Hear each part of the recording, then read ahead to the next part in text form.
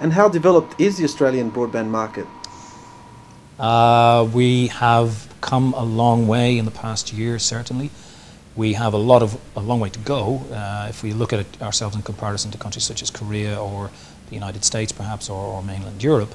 But equally, I would argue we are on that path, and we've certainly done very well in 2004. And my hope and my view for the future is that we will see that just rise exponentially. We'll see real broadband capability at every home. We'll see real broadband capability within the universities, whether wireless or fixed, and then on out into each of the students in the primary sector. How important has been competition within the Australian telecommunications market, such as the introduction of Optus and AABT and other third-tier players into the telecommunication market?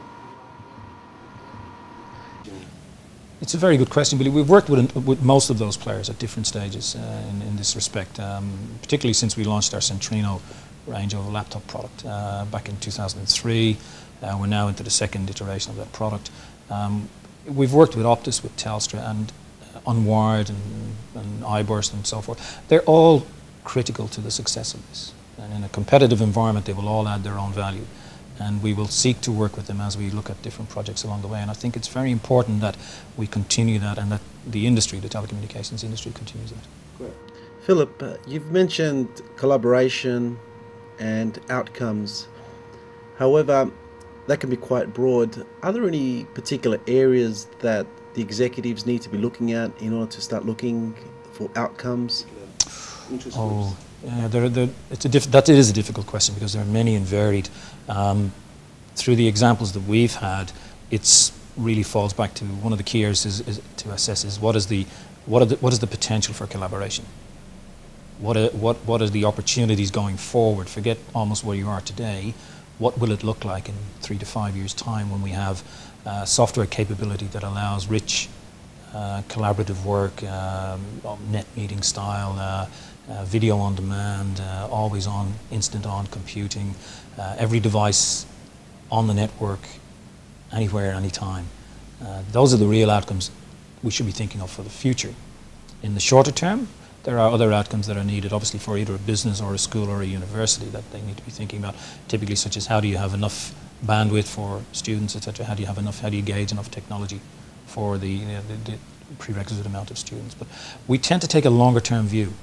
And at Intel, we're fortunate in many cases that we can. We have, massive R&D and development that goes on in our factories, and we can take that long-term view. And we like to share that long-term view with people, and it's really one about looking out 3 to 5 years and what that will look like for the students of the future.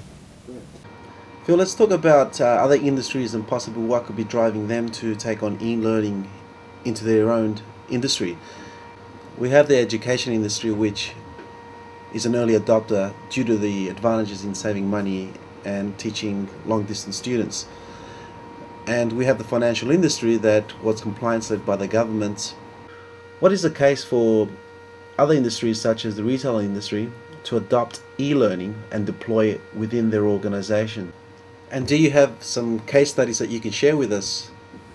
Not in any great sense that I'm aware of where we've done, but clearly it is the way forward. If you go back to my earlier comments on broadband and look at the retail environment here in Australia, and we see training and development for retail sales staff.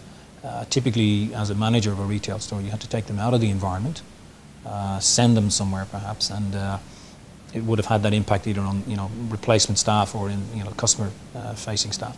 Think of it another way, to where you would have a broadband connection to that retail environment, a downloaded rich multimedia access, a video conferencing access, training delivered down the wire to the staff member, or indeed to large groups of the staff members at any time, at any stage of the day, early in the morning, in the middle of the day, in the afternoon, and that cuts out cost, and it actually improves effectiveness and efficiencies for that staff member. So we see that evolving in the retail sense. And we work, with a number of the retail, obviously you would imagine we're working with a lot of the major retail players here, and that's something that they have had to come to grips with, is how do we get real benefit out of this training environment, how do we really make it efficient and cost effective, and we've helped them to understand where the technology can actually underpin that and be part of the deliverable. As technology evolves, new applications are found for such a platform. Within the e-learning space, a new application is developing in the form of asynchronous e-learning. What are some of the new technologies that perhaps you're able to discuss with us? It's a very interesting question, Billy, and I think if you look at where, from our point of view, where technology will underpin this delivery of learning, in the future we will see Intel's product offering to the marketplace will be dual-core processing technology within both the laptop devices and also on desktop machines. When you think of that capability, two processors running on the system, one processor running perhaps the application and the software, one processor running the multimedia video streaming. Imagine the world in which the student or user is absolutely looking for that interaction and that interface.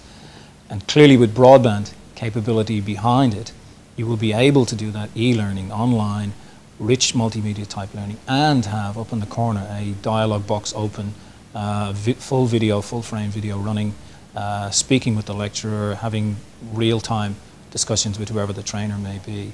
And that product is, will be on the market, and we'll see that out in the retail world very, very soon. And I think by the time we start to see it being adopted by users in an e-learning environment, learning environment, or whatever manner, it will really start to increase the capability and the effectiveness of that learning.